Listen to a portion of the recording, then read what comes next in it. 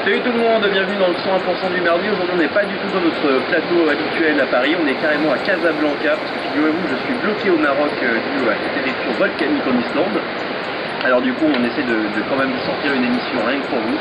C'est un petit peu dur je vous l'avoue, c'est pas grave, excusez-nous pour ces conditions techniques absolument déplorables. J'ai un rayon de soleil qui me tape, c'est un enfer de tourner ici. Bon, je vous fais quand même le sommaire. Au sommaire, donc, on aura un reportage sur Street Fighter 4 avec une interview du producteur et il va vous lâcher un scoop de la mort, quoi. Ensuite, on aura quoi? On aura Temps perdu de Nicolas Robin. Et pour finir, on aura un rétro magique qui ne sera pas du tout fait par Julien Pirou, mais bien par Azrael, qui est un téléspectateur qui a écrit donc sur Secret of Mana. Vous apprendrez tout sur l'historique de ce jeu incroyable de Square. Et tout de suite, j'ai envie de vous dire les news et on parlera ensuite de ce festival d'animation parce qu'on est au Maroc avec Olivier Roch, mon directeur artistique, pas pour glander, mais juste pour le premier festival donc d'animation à Casa. Et voilà, on recevra sans doute un intervenant pour nous en parler. Je vous embrasse, amusez-vous bien pour les news. Ah, c'est dur.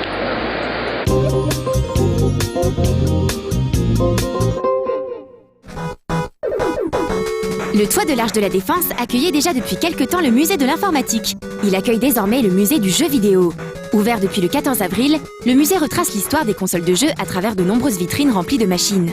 On a apprécié le grand nombre de machines présentées, ainsi que certaines mises en scène, comme la chambre d'ado ou les écrans tactiles permettant de regarder des documentaires. Mais il est clair que le terme musée est quelque peu usurpé. Il s'agit davantage d'une exposition permanente, manquant cruellement d'informations et d'animation. Le billet d'accès est valable pour les deux musées, ainsi que le toit de la Grande Arche de la Défense. Si quelques bornes et consoles sont en démonstration, on aurait tout de même apprécié davantage d'interactivité avec le public, car le prix de l'entrée est assez élevé, 10 € environ en plein tarif.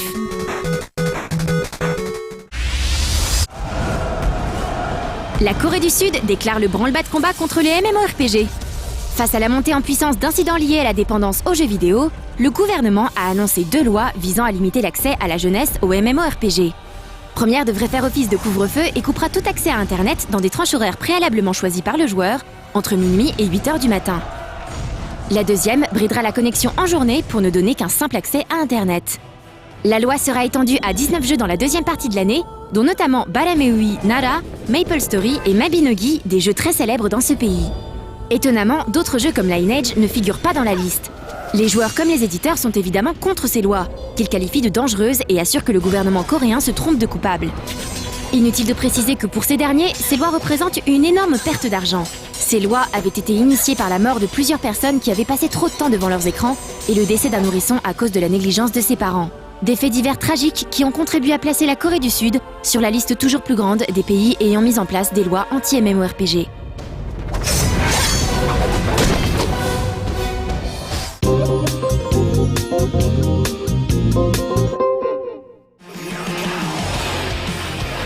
Après 2 épisodes très aboutis, Electronic Arts enchaîne déjà avec le 3e volet de sa série de skateboard, très justement nommé Skate. Un volet sur lequel nous avons pu passer quelques heures, histoire d'en apprécier les nouveautés. Enfin, nouveautés, il faut le dire rapidement, car Skate 3 ressemble plus à un upgrade du 2 qu'à un nouvel épisode complètement repensé. Le gameplay basé sur l'utilisation des 2 sticks est par exemple en tout point identique à celui que l'on connaissait déjà. Seuls quelques tricks inédits permettent de renouveler un peu l'expérience. De même, l'aspect visuel n'a pas bougé. À l'image du 2, Skate 3 est donc plutôt joli, sans plus. La fluidité reste toutefois inattaquable, ce qui est un réel atout pour un titre qui se veut dynamique. Non, en fait, le vrai changement, c'est l'environnement. On quitte San Vanellope pour allier Port Caverton et ses décors urbains typiquement californiens. L'autre grosse nouveauté de cet épisode, c'est la possibilité de faire équipe avec un autre skater. Des matchs par équipe sont désormais mis en place avec un cumul des points déterminant le vainqueur lors de contests par exemple. Le concept sera évidemment encore plus intéressant en ligne lorsque l'on fera équipe avec un pote. Mais pour l'heure, il était uniquement question des apports en solo. Pour être honnête, le jeu s'annonce comme une simple mise à jour de l'épisode précédent. On attendra toutefois de pouvoir tester le multi-online pour statuer sur le réel intérêt de Skate 3.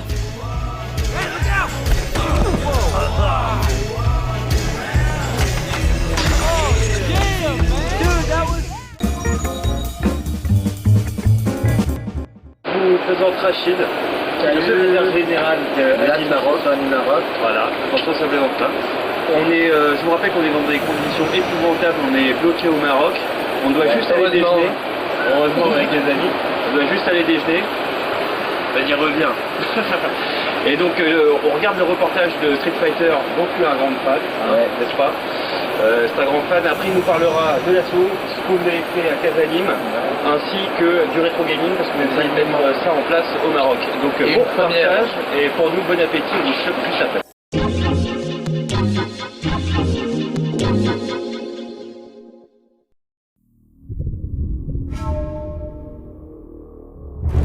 Sorti tout d'abord dans les salles d'arcade japonaises lors de l'été 2008, Street Fighter 4 parvint en Occident en février de l'année suivante grâce aux versions console. Fort d'un savoir-faire incomparable, Capcom avait conçu un jeu de baston parfaitement maîtrisé.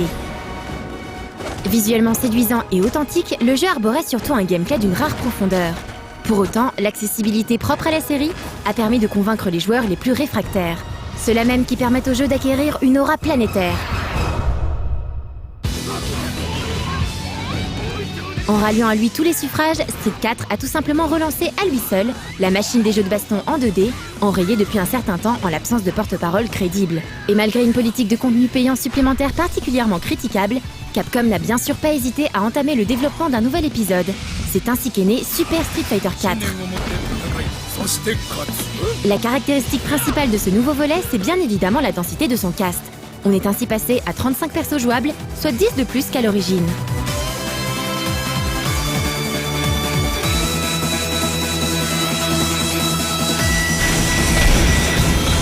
前の無印の4の時にですね、去年の2月発売したんですけども、その前の11月10月頃にもうこの25人でフィックスだっていう話を出した時にですね、やっぱりプレイヤーの皆さんが俺あのキャラが欲しいのにとか、このキャラがやっぱりやりたいっていう声がずーっと寄せられてきて、でじゃあスーパーを作ろうかって会社で決まった時にもう本当にすごい量のこの希望っていうのが集まってきてたので、じゃあその中から選んでいこうと。ただストリートファイター4のルールブックがあるので、そのルールブックにきちっとマッチしたキャラクターで一番近いとこからキャッチアップしていこうっていうのを選んできたのが昔のクラシックキャラクターの8人ですと。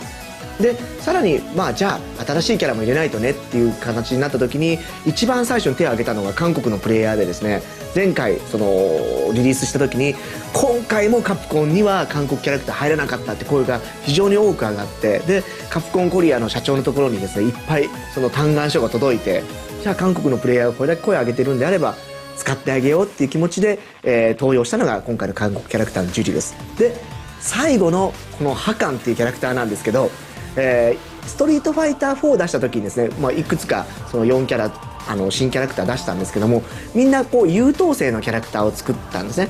もう比較的こうとっつきやすいキャラクターっていうのを用意したんですけども、元来ストリートファイター2っていうのはダルシムがいたりとかブランカがいたりとか、どことなくちょっとこう奇抜なキャラクターで愛せる愛せないのギリギリのところに立ってるっていうキャラクター多かったんですね。でそういうキャラクターはやっぱり4ではまだ用意してなかったよねっていうことを考えて、じゃあ世界中からちょっと面白みのあるアクションをするこうネタっていうのを集めてみようって言って、でどんどん集めていって、アフリカのなんかおかしな人であったりとか、もうインドの変な人であったりとか、そういっぱい集めた中でトルコ相撲っていうのが一人のキャラクターのチームを持ってきて、これどうですかって言って見るとですね、もうおっさんがみんなもうオイルまみれになってですね、おっさん同士が裸で抱き合って倒そうとしてる姿が、彼らは本気なんですけど見てるこっちはすごく滑稽っていうかおかしく見えて、じゃあこれをもっとエドモンド・ホンダが相撲じゃないって言われるぐらい、今回のトルコ相撲もこれトルコ相撲じゃないんじゃないのっていうぐらいまでこう面白おかしくしていくことによって、こう味のあるキャラクターができないかなと思って制作したのがハカンになります。Vous l'avez compris, la série Street Fighter possède un tel réservoir de personnages qu'il a été très difficile pour Capcom de choisir les nouveaux arrivants. Guy, Cody, Adon, Ibuki, Dudley, DJ, T-Hawk, Makoto, Julie et Hakan sont donc les 10 heureux élus. Mais l'intégration de certains personnages a donné lieu à des débats acharnés jusqu'au dernier moment, au sein même des équipes de développement. ギリギリまで争ったのがストリートファイターアルファに出てきたロレントというキャラクター、棒を持ったキャラクターなんですけど、彼を入れるか入れないかってすごい迷ったんですね。できちっとストリートファイター4のルールにも入るしっていうところでギリギリこうアドンにするかロレントにするかっていうのをギリギリ迷ってて、チームの半分の人たちはいやロレントの方が面白いよって言っててですね、でそれの名残が残ってるのが今回スーパーで取り入れた背景のステージで昔ストリートファイターアルファでロレントが出てたステージっていうのが今回入ってるんですね。なので気持ち的にはもう入れようぜって言ってたんですけど、一番最後のこのデッドヒートした時にどっちが声が大きいって言った時にはアドンの方がですね圧倒的に入れてほしい人の声が多かったので、結局ロレントの濃いステージは入れたんですけど、アドンが競り勝ってロレントは入らなかったっていう経緯があります。La principale difficulté lorsque l'on conçoit un jeu de baston, c'est l'équilibrage entre les personnages, surtout lorsqu'on se nomme Street Fighter 4, que l'on comporte 25 personnages jouables et que chacun d'entre eux est connu sur le bout des ongles par des milliers de joueurs. Les attentes sont énormes, les plaintes des joueurs aussi, forcément. Sagat et Zangief trop forts, Vega Honda pas assez, chacun y est allé de son petit commentaire personnel. 本当にストリートファイター2の時代と違ってですね、もうネットであったりとか、もうブログと呼ばれているものであったりとか SNS って呼ばれているもので、もういろんなことが会話が交わされてるっていうのが全世界のやつで僕らキャッチできたので、あ、このキャラのこういうとこ強いって言われてるな、このキャラのこういうとこがウィークポイントだって言われてるなっていうのをすごく僕らヒアリングできたので、じゃあ手触り感とかできることはそのままにしておいて、結果例えば今ってすごくサガットが強いって言われてるんですけど、サガットができることはそのまま置いておきましょう。ただその答えがちょっと本当はここで KO できたのにできないであったりとか、本当はこんなにこれだけ攻撃受けても自分は KO されなかったのに KO されちゃうとか、そういうところをチューニングしたのが今回のスーパーストリートファイター4ですね。Super Street 4 a donc été l'occasion de revoir avec vigilance cet équilibre particulièrement précaire. Si le gameplay n'a pratiquement pas changé entre Street 4 et son successeur, certains nouveaux éléments ont été ajoutés. Le plus marquant d'entre eux demeure certainement l'ajout du deuxième ultra pour chaque personnage. こういう超必殺技っていうのを選ぶっていうのはストリートファイター3の時にですね、スーパーセレクトっていうモードを入れたのがもう今から12年3年前なんですけども、当時このシステム入れた時っていうのはですね、もうこのキャラだったらこっちしか使わないっていう風に固定された動きになって、2番はもう捨て技って言われてしまった状態があったんですね。で今回スーパーを作る時にもう一度あれを見直しましょうと。でどう見直すのかっていうと、もう4ではある程度の戦い方が見えてきました。じゃあ4の裏側にいる例えば竜とか剣だったら竜の剣の裏側にいるっていうのは人がいるんですよね、操作して。この人の癖だったらこっちのスーパーアーツ、要はウルトラコンボの方が倒しやすいよねっていうことまで考えられるようなものを用意することによって技を選ぶ時点でまた駆け引きができるでしょうと。Si niveau gameplay Street 4 peut servir de modèle pour n'importe quel autre jeu de baston, ce n'est pas vraiment le cas lorsque l'on évoque le multi en ligne. Online, le jeu affichait ainsi quelques lacunes difficilement pardonnables. Le contenu paraissait par exemple particulièrement léger. Ce ne sera bien sûr plus le cas avec Super Street Fighter 4, qui intègre de ce côté-là un nombre conséquent de nouveautés. Un mode tournoi permettra à 8 joueurs de s'affronter en direct. Super Street 4, ce sera également des affrontements par équipe à 2 contre 2, 3 contre 3 ou 4 contre 4. Et enfin, le jeu disposera d'un atout non négligeable pour fidéliser la communauté, le Replay Channel. 僕ら一番推したいっていうのがですね、リプレイチャンネルっていうものを用意しててですね、これ何かというと、もう対戦ゲームってなるとやっぱ相手の研究をしないといけないというか、他の上手な人のプレーを見ないといけないっていうところだと思うんですね。で今までの皆さんは YouTube であったりとかブログであったりとかを見ていって、こんな技があるのか、こんな動きがあるのかっていうのを受動しながら見ていっただけなんですけど、今回のリプレイチャンネルは自分がやったプレーであったりとか、あとはみんなと一緒にチームプレーやった時のリプレイをですね、自分のハードディスクにどんどんセーブしていくことができるんですね。で自分のハードディスクにセーブしたら自動的に全世界の PS3、全世界の360とですね、自動的にシェアリングして、で動画が見たい、動画のカテゴリーが見たいって言ったら見たい時にどんどん見れる。Monsieur Ono a donné des dizaines et des dizaines d'interviews et délivré des milliers d'informations en tout genre depuis l'annonce de la sortie de Super Street Fighter 4. Cependant, lorsqu'il s'agit de lui demander s'il pouvait nous livrer en exclusivité un des secrets du jeu, le producteur de Super Street Fighter 4 n'a pas hésité longtemps avant de répondre. こういうと、何かあるかな。当たり障りのなくでも今まで言ってなかったやつ。じゃあ1個、はい。ベガ使い、日本名で言うとバルログなんですけど、ベガ使いのですね、フランスの皆さん、あるところにですね、前回なかった当たりをつけました。要は攻撃ヒットポイントをつけました。このことによってうまくそれを使うことにしてフォーカスアタックへ連続コンボがうまく決められる、仕掛けを入れてるので、ぜひ、バルログ使いベガ使いの皆さんはですね、その当たりはどういうモーション、どの攻撃で新しくついたんだっていうのを見つけてもらってですね、ぜひこの最弱と呼ばれたこのベガをですね、最強まで仕立ててください。Annoncé pour le 30 avril prochain sur 360 et PS3, Super Street Fighter 4 a de beaux jours devant lui. Sur console évidemment, mais aussi en arcade, puisque Capcom a confirmé le développement d'une version qui sortira dans les salles japonaises d'ici à la fin de l'année. Autre certitude, il n'y aura plus d'épisodes se basant sur Street Fighter 4, pas d'Hyper ni de Turbo Street 4. En revanche, des DLC pas forcément payants viendront régulièrement enrichir cette version. C'est par ce procédé que le nouveau rééquilibrage des personnages dont bénéficiera la version arcade sera intégré à ses consoeurs sur console de salon. Le premier d'entre eux pourrait d'ailleurs voir le jour avant l'été prochain.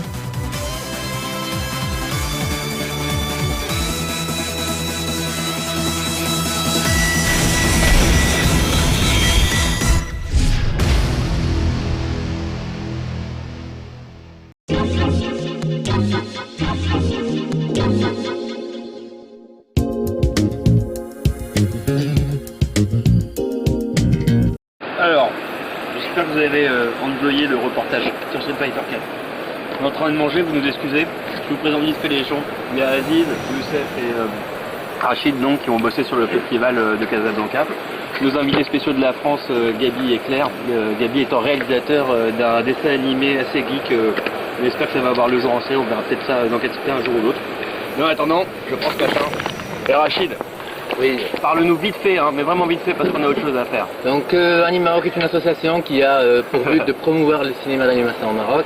Ouais. Et voilà, on a créé un festival qui a perduré 4 jours et ça s'est bien passé. Tout le monde était content, on a projeté des films, on a mis en place des activités. Mais voilà, et on espère Inch'Allah continuer à faire d'autres festivals. Et que ça progresse. Bon bah c'est cool. J'ai envie de dire que c'est cool, bravo Rachid. On regarde Temps perdu, faut savoir donc que c'est le seul festival d'animation à Casablanca je crois. Ouais. Quand même, c'est ça. Ah oui, c'est plein de geeks ici. Plein de geeks au Maroc. Tous les jeunes marocains ils sont geeks, 5 trucs de ouf. D'ailleurs après on parle de rétro gaming avec eux. Temps perdu. Et tiens on fait une spéciale dédicace à Olivier Rock. Bonjour du Maroc, bisous à toute l'équipe. Bonjour à Voilà, Marcus, bisous à tous les spectateurs. Ouais mais attends, c'est pas fini l'émission, il en reste des plateaux. Allez à plus tard. Bonjour, allez en boîte, vous avez passé l'âge. Mais que ne feriez-vous pas pour faire plaisir madame, n'est-ce pas? Mais alors que faire durant vos heures supplémentaires? Bienvenue au Temps perdu. Je ne sais pas ce que j'ai aujourd'hui, mais je n'ai pas super envie de m'amuser. Mais je sais aussi que sur ma petite sélection de jeux hebdomadaires, vous êtes tout tristounés. Je vais donc faire un effort. Alors, dans Connect It, vous devez connecter des trucs en utilisant un système d'engrenage. Et ça me rappelle les tests des 3 jours préparant au service militaire. Bon ok, moi j'ai fait une objection de conscience. Et alors, j'ai une conscience justement, et je pense à tous ces pauvres jeunes qui ont dû le faire, eux, le service national. Mais bon, là je m'égare. Donc vous faites des engrenages et c'est super. Dans Quietus, vous incarnez un homme qui s'est pendu. Si je voulais être plus précis, donc je dirais que vous désincarnez un mec qui s'est passé la corde au cou, mais du coup ça ne veut rien dire. À part que ça n'est pas spécialement drôle, mais là n'est pas la question. Heureusement, le monsieur, s'il réussit à venir à bout de ce jeu de plateforme excellent mais excessivement dur, il pourra revenir à la vie. Mais franchement, se tuer pour vouloir revenir à la vie, c'est pas très logique tout ça. Non, je sens bien que je vous embête. En fait, comment vous dire? Non, en fait, mon problème, ce qui me tue le pin, ce qui m'inquiète, ce qui fait que j'ai grave la quinte, c'est qu'aujourd'hui, et hier aussi d'ailleurs, l'heure est grave. Ou était grave. Peut-être en avez-vous déjà entendu parler, peut-être même avez-vous été victime de leur perversion et de leur provocation. Les nerds envahissent la France. Bon, attention, pas les geeks comme nous, pas les vrais nerds. Non, je parle ici de cette série débilitante qui traîne parfois sur le net et souvent, malheureusement, sur cette chaîne. Non contents de nous traîner dans la boue, nous, purs no life de cœur et d'esprit, leurs auteurs cherchent aussi à se développer et à conquérir les étalages des hypermarchés et les ondes de notre beau pays, et pourquoi pas du monde. C'est pourquoi aujourd'hui, je vous supplie d'accorder un peu de vos heures sup à ce chef-d'œuvre caritatif qu'est le CAN, le Comité Anti-Nerds. Quelques secondes sur leur site vous permettront de vous prémunir, vous et votre famille, contre cette engeance maléfique. Quelques conseils sont ici prodigués. Et un test vous permettra de savoir s'il faut d'ores et déjà envisager l'abandon sur les routes estivales de votre petit dernier.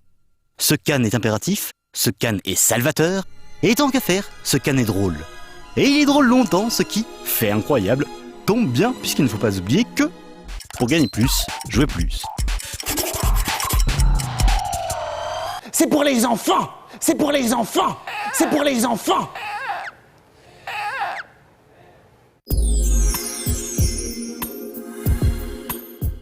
On a fini de manger. Je suis toujours avec Rachid qui va nous parler maintenant. De quoi? De rétro gaming. Voilà, et donc l'association prévoit en parallèle avec le festival qui se passera, Inch'Allah, le festival Casanim, une autre activité qui aura pour objectif de faire promouvoir le rétro gaming ici au Maroc et le jeu vidéo en général. Plutôt cool. Ok. Voilà, et donc là on va regarder Rétro et Magique. C'est pas Pirou, je vous le rappelle, qui l'a fait, c'est Azrael, il me semble, je crois que c'est ça, ouais. Azrael, qui l'a écrit pour cette fois, et ce sera sur cette Mana Que j'affectionne particulièrement.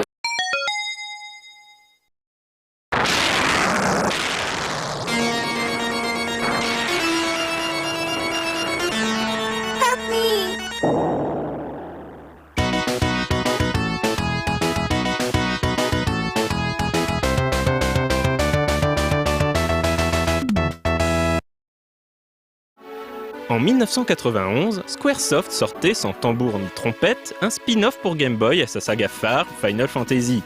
Ce qui devait initialement représenter une aventure alternative se déroulant dans l'univers de Final Fantasy devint le point de départ d'une série particulièrement riche, Seiken Densetsu, la légende de l'épée sacrée.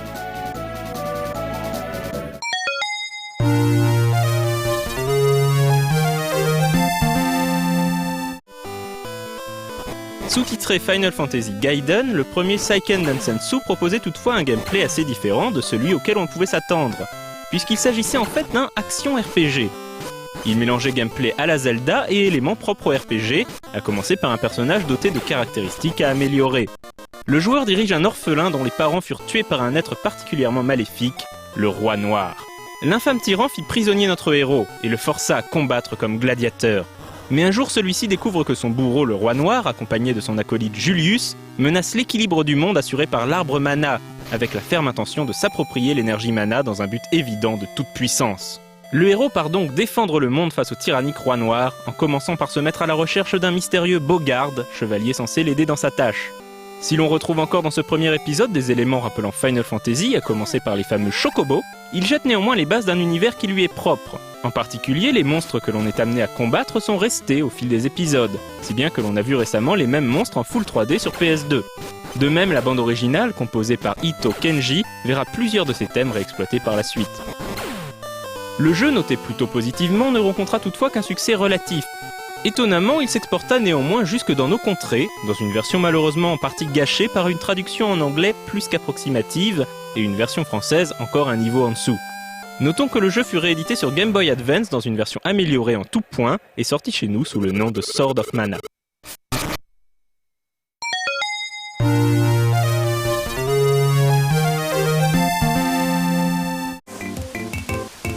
C'est en 1993 et sur Super Famicom que sort le deuxième épisode de la série. Davantage connu des fans, il présente un scénario et un gameplay plus solide, quoique l'univers puisse paraître un poil plus enfantin. Cette fois-ci, on ne dirige pas un gladiateur, mais un jeune garçon du nom de Landei, qui par erreur décèle l'épée mana. Ce faisant, il provoque la colère des monstres et de fait celle des habitants de son village. Bien vite, il découvre qu'il n'a pu déterrer l'épée que parce qu'il est le seul capable de sauver le monde dont l'équilibre est menacé. Un sinistre sorcier envisage en effet de détourner l'énergie mana et de restaurer le légendaire Fort Mana, dont on dit que le contrôle lui permettrait de créer un monde dont il serait le seul chef. Armé de l'épée sacrée et entouré de ses deux amis, le héros devra déjouer les plans du diabolique sorcier Thanatos, empêcher la restauration du fort et rendre l'énergie mana à ses gardiens. Cet épisode, toujours totalement axé action RPG, introduit de nombreux éléments de gameplay qui firent école. Jouable jusqu'à 3 simultanément, il mélange combat en temps réel et magie invocable à l'aide d'un menu. Ces menus sont organisés sous forme d'anneaux, un système qui sera réexploité dans la plupart des jeux de la série. Riche en rebondissements, le scénario est habilement mis en valeur par des graphismes fins et colorés et par une bande-son composée par Kikuta Hiroki. Les mélodies de cette bande-son particulièrement bien construite restèrent longtemps gravées dans la mémoire des fans. On ne pourra d'ailleurs que recommander de regarder l'oscillation qui leur avait été consacrée. Secret of Mana sorti chez nous dans une version française intégrale correcte, bien que les dialogues soient basés sur la version anglaise au texte largement simplifié par rapport à ceux de la version japonaise.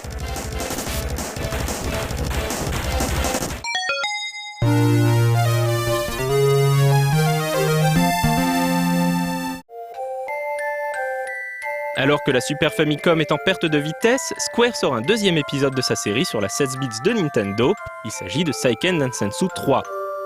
Le scénario présente comme un air de déjà-vu. L'équilibre du monde y est une fois encore menacé par des forces maléfiques, cette fois décidées à libérer des monstres divins enfermés dans les pierres mana. Leur but est une fois de plus d'obtenir un pouvoir absolu et de conquérir le monde, au risque de le détruire. Mais d'écrire le reste du scénario devient plus compliqué pour ce titre, puisque le joueur ne s'apprête pas à diriger un héros prédéfini, mais à choisir en début de partie 3 personnages parmi 6 disponibles, ce qui impactera le déroulement du scénario. Celui-ci se découpe ainsi en 3 sous-scénarios, et en de nombreuses variations de moindre envergure selon les combinaisons de personnages choisis.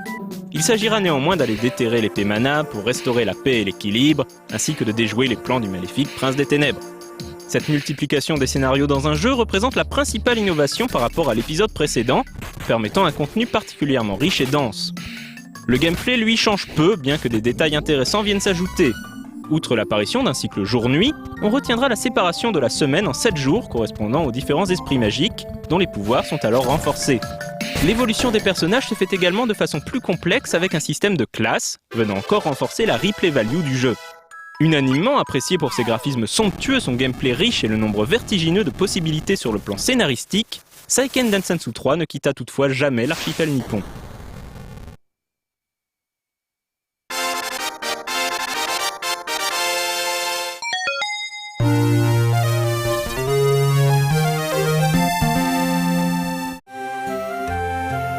C'est en 1999 que sort sur PlayStation le 4e volet de la série. Très particulier, il représente pour ainsi dire un ovni dans la série des Seiken Densetsu. En premier lieu, le scénario est minimal. Le monde de Fadiel dans lequel on évolue est réduit à peau de chagrin, les différentes terres et habitants qui le composent ayant été scellés dans d'antiques artefacts. Le but du héros sera donc de restaurer le monde tel qu'il fut, avec ses différentes contrées et ses différentes populations. En partant de ce scénario plus que réduit, le joueur devra, au gré de ses aventures, recréer un monde en partie à sa guise. Ses choix influenceront les quêtes qui lui seront attribuées ainsi que les personnages et la faune qu'il rencontrera. Les quêtes accomplies permettront d'obtenir d'autres artefacts, permettant de créer de nouveaux lieux, ouvrant de nouvelles possibilités et ainsi de suite. Une trame scénaristique se forme ainsi tout au long de l'aventure d'une façon largement influencée par les choix du joueur. Hormis cette particularité, Legend of Mana est un action RPG respectant de nombreux codes des jeux précédents, à commencer par le bestiaire, largement inspiré de ce qu'on trouvait dans les précédents volets. Les graphismes en 2D sont mignons et joliment colorés. La bande-son, bien qu'elle ne marque pas les joueurs outre mesure, est également de très bonne facture. Composée par Yoko Shimomura, elle inclut notamment quelques belles chansons, interprétées par la suédoise Annika Ljungberg, qui chante d'ailleurs dans sa langue maternelle. Malgré ses qualités, il se verra reprocher la répétitivité de ses quêtes et l'absence de réel scénario capable de guider le joueur et de le tenir en haleine. Ces défauts donnèrent au joueur un sentiment mitigé. Certains garderont avant tout le souvenir d'un beau jeu original et pas dénué de charme, tandis que d'autres gardèrent l'impression d'avoir été lâchés dans la nature dans une sorte de jeu d'aventure sans scénario propre et à l'intérêt limité.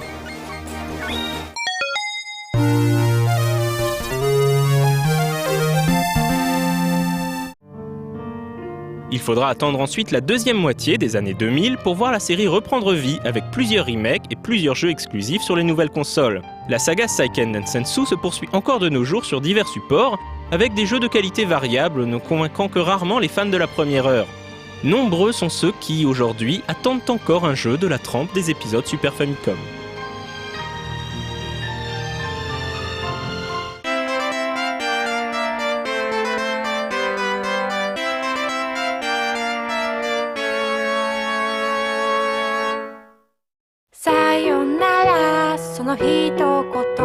Excusez-nous, ça a coupé tout à l'heure, on est vraiment dans des conditions un petit peu rock'n'roll en ce moment. On se retrouve jeudi ou à Paris ou au Maroc, je sais pas, ça dépendra des avions, je sais pas si on est bloqué ici. Rachid, un dernier petit mot, je sais que t'adores Marcus. Ouais, je passe un coucou à Marcus et vive le rétro gaming. Voilà, et Zou, allez à bientôt.